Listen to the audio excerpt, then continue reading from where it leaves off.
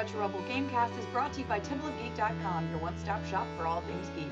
You can find all our episodes and fulfill your sci-fi, fantasy, and geek culture-related needs at TempleofGeek.com.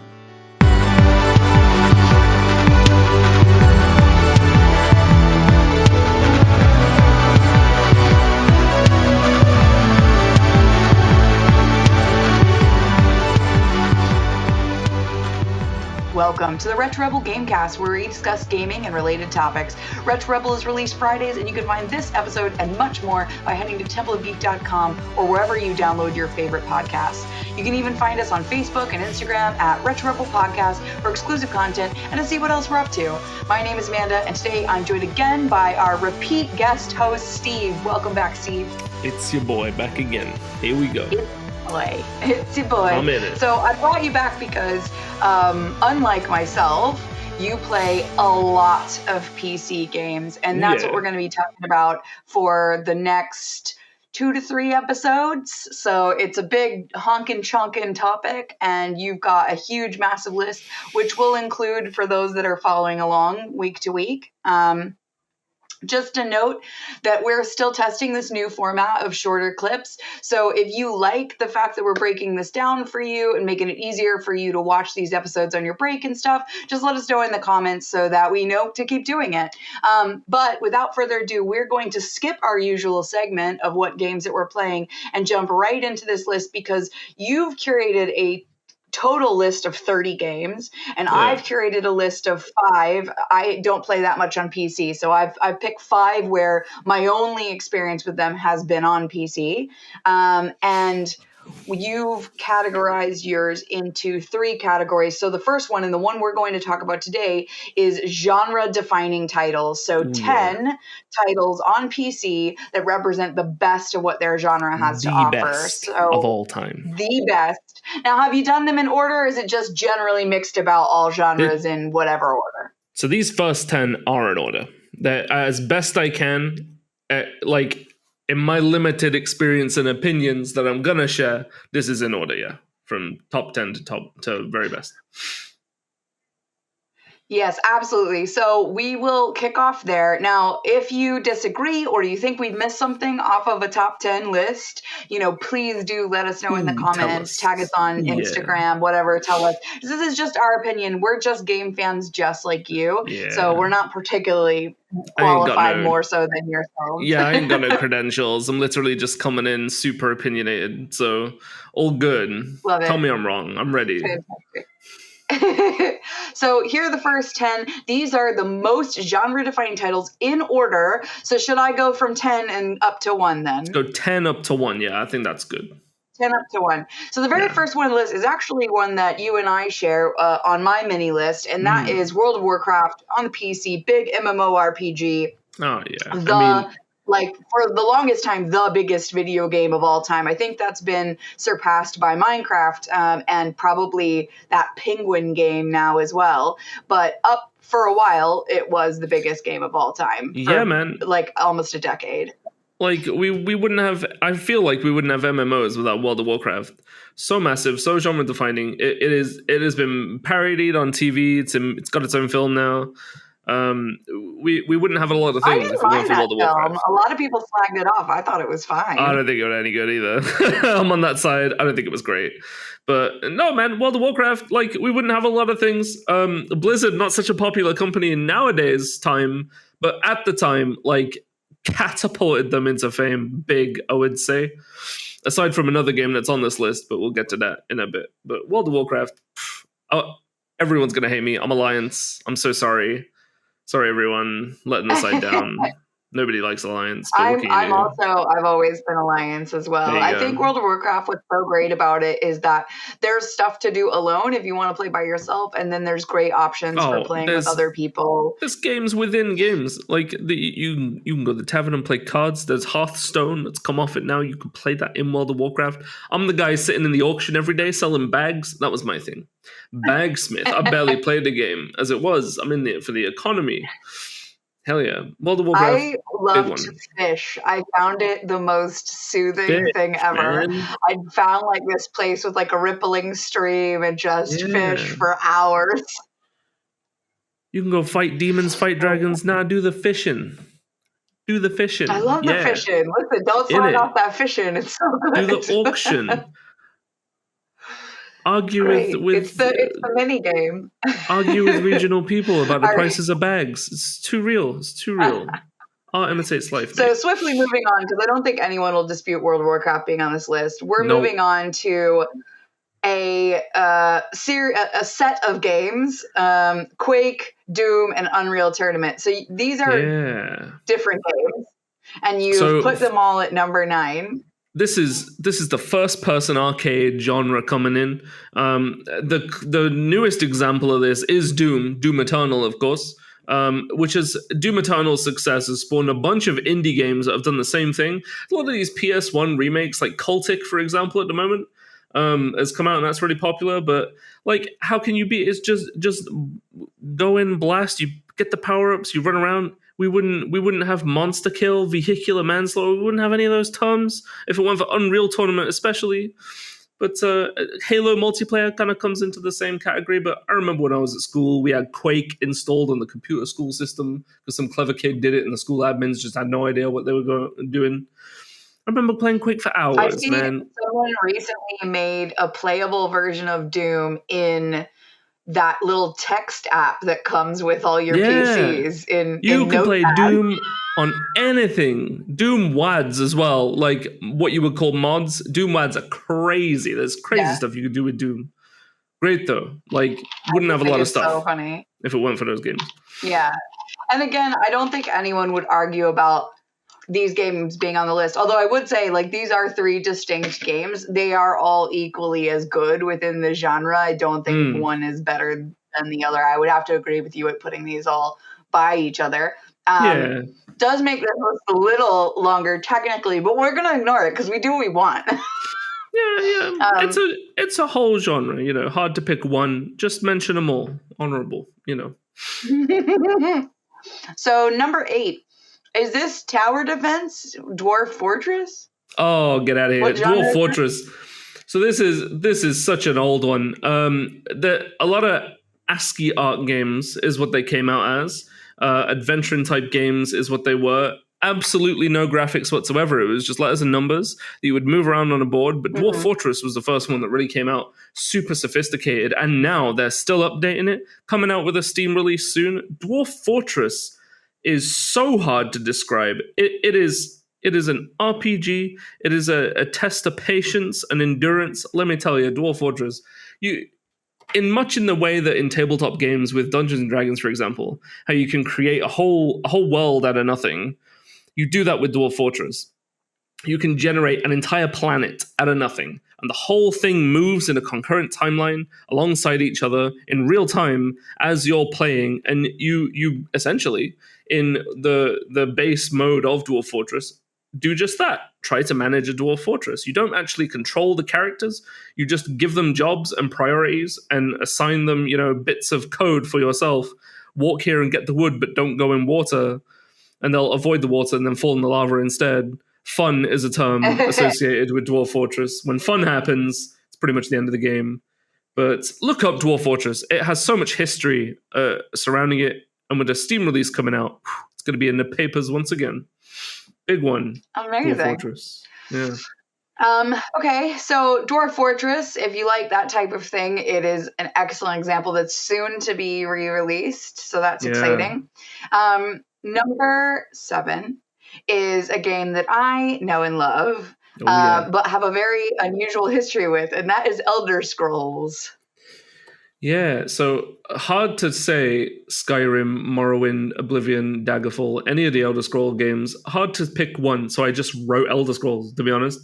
It would be Oblivion for me personally. I do like Skyrim, and I do like Morrowind. Those are Morrowind, Oblivion, Skyrim, the games I grew up with and played throughout. I never played Daggerfall, you know. I'm not ancient like Daggerfall is.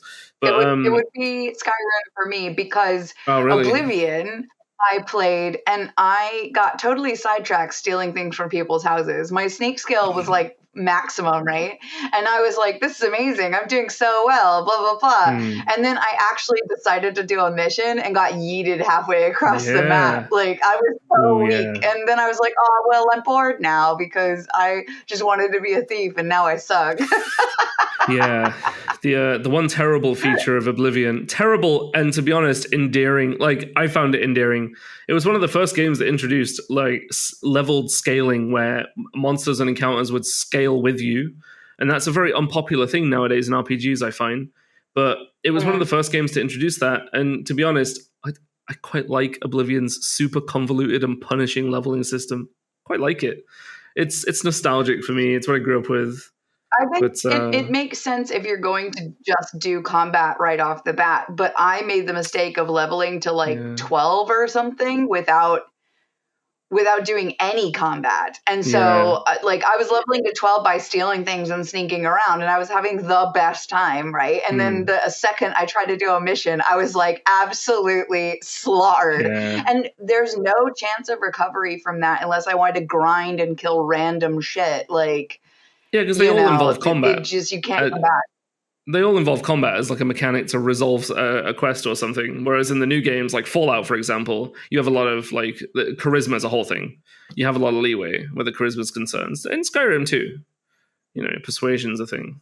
Whereas in Oblivion, it really isn't. But I agree, Elder Scrolls kicks ass. It's an excellent example of the RPG genre. No, but same. Okay. Number 6, and these are twin games, Ori and the Blind Forest and Will of the Wisp. They're very, very, very, very similar titles. Ori, though. If you ain't played Ori, I know, I say this probably every single time I'm on this goddamn podcast. Every single episode I mention Ori. Go play it if you haven't. Right now, I swear to God, I will you listening right now, I will come to your house. If you have not played Ori and the Blind Forest, we're going to have words. So Ori, like it's a 2D platformer game.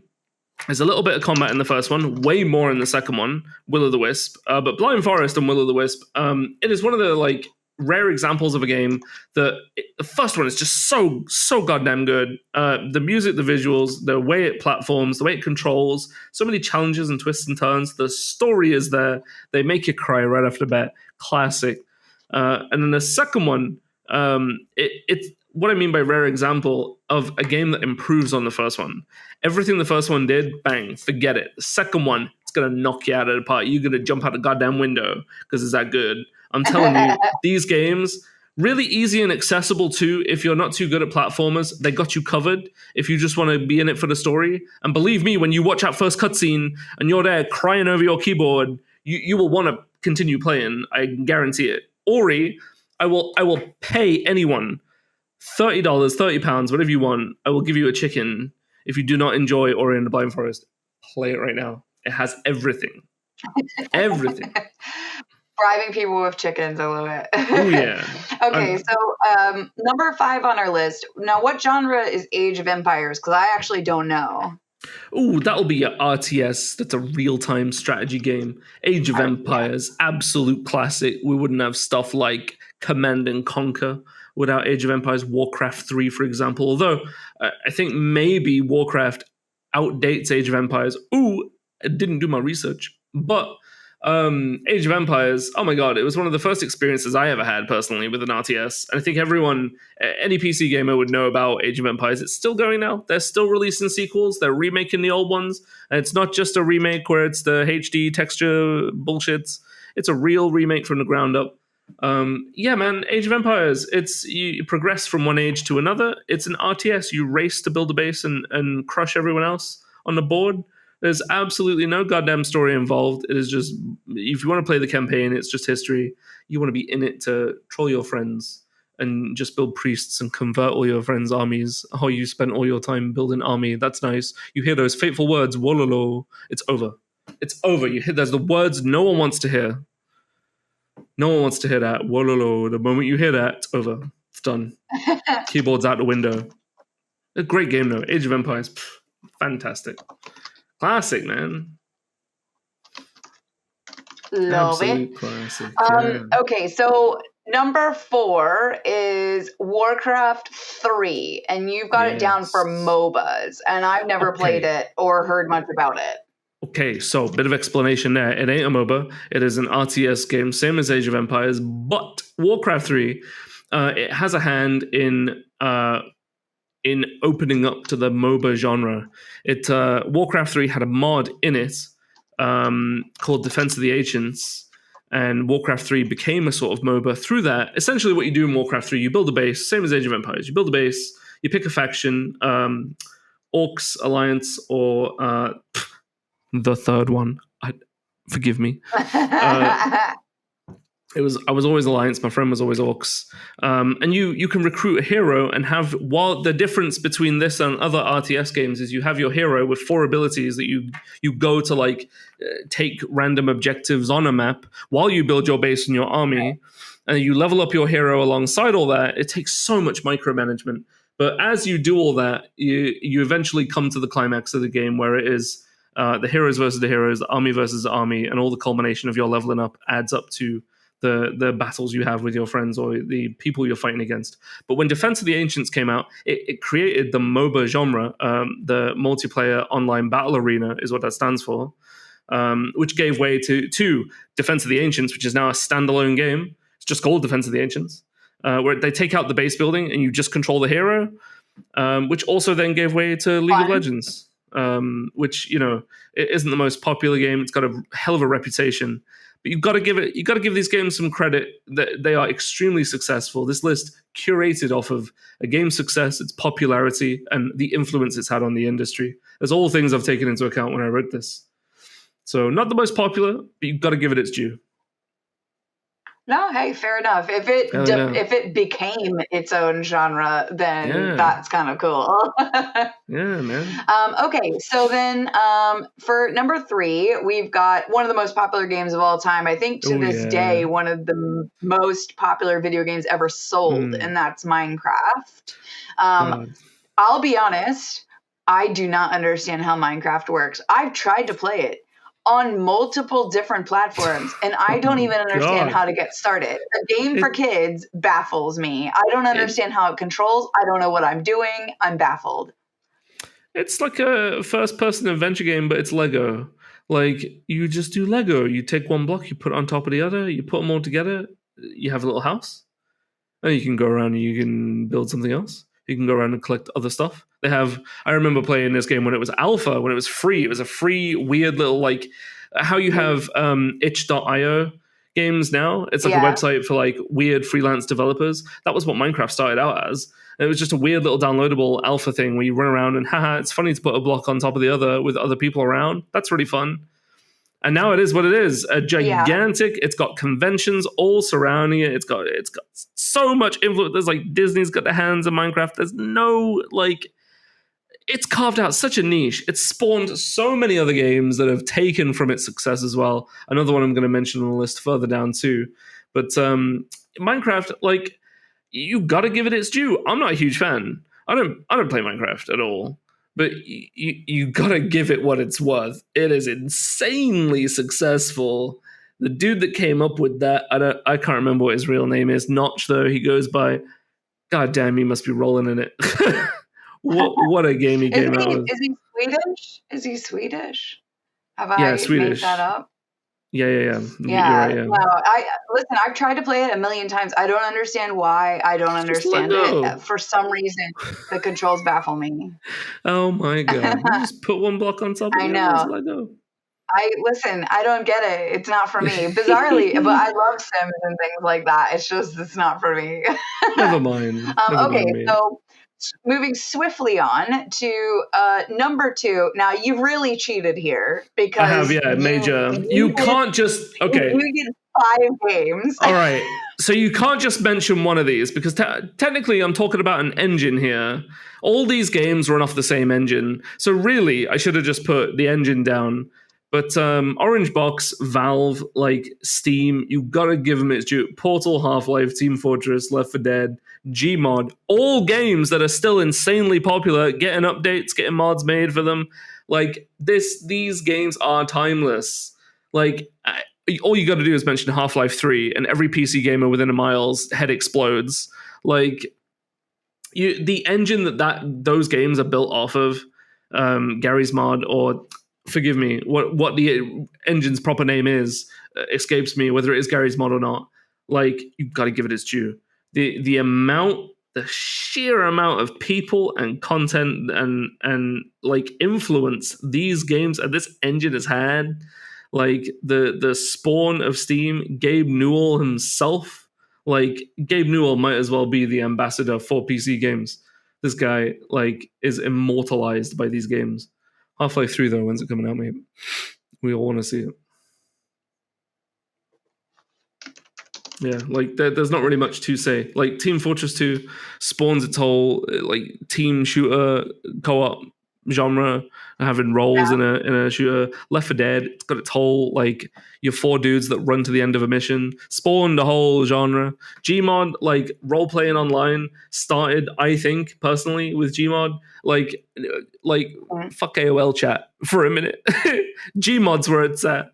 That's, like, we wouldn't have Second Life without Gmod, I feel. And then Half-Life and Portal, with just some of the greatest stories they've ever written. Also, shout-outs to EA shout-outs to EA for ruining the industry and destroying what Valve had. When they got involved with Valve, EA's poison had spread. So shout-outs to EA for being a terrible company that ruined a lot of the industry. Anyway. EA Sports. EA Sports, go fuck yourself. Yeah, EA Sports will say the rest of it if you pay us $50. Fucking sorry. Okay, sorry, everyone. That's all right. So once again, cheating by yeeting multiple titles into one category. But we are just going to say that anything made on the Valve engine generally becomes a genre-defining title because of the flexibility and creativity that the engine allows. And that brings us to number one, a standalone title, and one that I think you've also managed to talk about on nearly every single time attendance on this podcast, and that is Hollow Knight. Hollow Knight, here we go. So, like, where Orange Box and Valve kind of should sit at number one, here's where we get mega subjective, and I throw the curveball in. Hollow Knight, not really much of a curveball. This game is insanely popular. Like, again, another game that has spawned all these kinds of, I don't want to say clones, but like inspired games, like Metroidvania style stuff. You play as a bug and you go around and do bug stuff. It's sick. It's got such a good story. It controls fantastic. Every goddamn game that plays like this wish it controlled like Hollow Knight. It has some of the greatest, most precise controls you've ever had in a video game. Great story. It is super challenging. It don't pull no punches. But mate, it is fantastic. It is insanely popular. There is so many goddamn PC gamers and just people in general that bang on about Hollow Knight, including myself. I am one of those people. Silk Song, coming soon. Silk Song, let's go. Team Cherry, by the way, the people that came up with Hollow Knight, just 3 people. Just 3 people on their own, 3 developers they've never added, never taken away. What a fantastic team, and what a great game they came out with. Just totally out of the blue. Hollow Knight, man. It's so funny, the second you type in the word hollow into Google, it's like, do you want the new release? It's like, maybe. Silk Song. Everyone is banging on about it. Nobody can contain themselves. Silk Song, let's go. I love that. That's perfect. Well, that's the complete list of 10 of genre-defining titles stroke engines, because we got a little curveball in there. We'll publish the full list down below, on the website so you can have a look. But just to recap for the people who are listening hands-free. So we've got number 10, World of Warcraft. 9, you've got your Quake, Doom, Unreal Tournament. We couldn't pick one. Number 8, Dwarf Fortress, Great Sim. Number 7, Elder Scrolls. I pick Skyrim. And ya boy Steve picks Oblivion. Is that right? Every day. Oh, yeah. Number 6, you've got Ori and the Blind Forest and the sequel Will o' the Wisp. Like, really great twin games. Number 5, Age of Empires, your RTS. Number 4, another RTS, Warcraft 3, but it would spawn the MOBA genre. Number 3, Minecraft, one of the biggest games on the planet. Number 2, massive cheating by choosing the Valve engine that spawned Portal, Half-Life, Team Fortress 2, Left 4 Dead, Gmod, just multiple genres covered there, but generally talking about an engine that enables fantastic gaming on the PC. And then number 1, Hollow Knight, a Metrovania title where a cute little bug doing cute little bug things. You're a bug.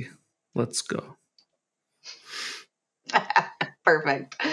Well, that wraps up this episode of Retro Rebel Gamecast. I want to thank Steve for this week's discussion. All the notes from this episode will be posted on our site, templeofgeek.com. If you want to add to the discussion or reach out with questions, sound off in the comments or email us via retrorebel@templeofgeek.com. And if you like what you hear, head over to wherever you download your podcast and subscribe so you get each episode as it's released, because there will be 2 more parts to this topic. And rate us, because it really helps our show. So, the trilogy. So until the next time, we will see you later. All right, see ya.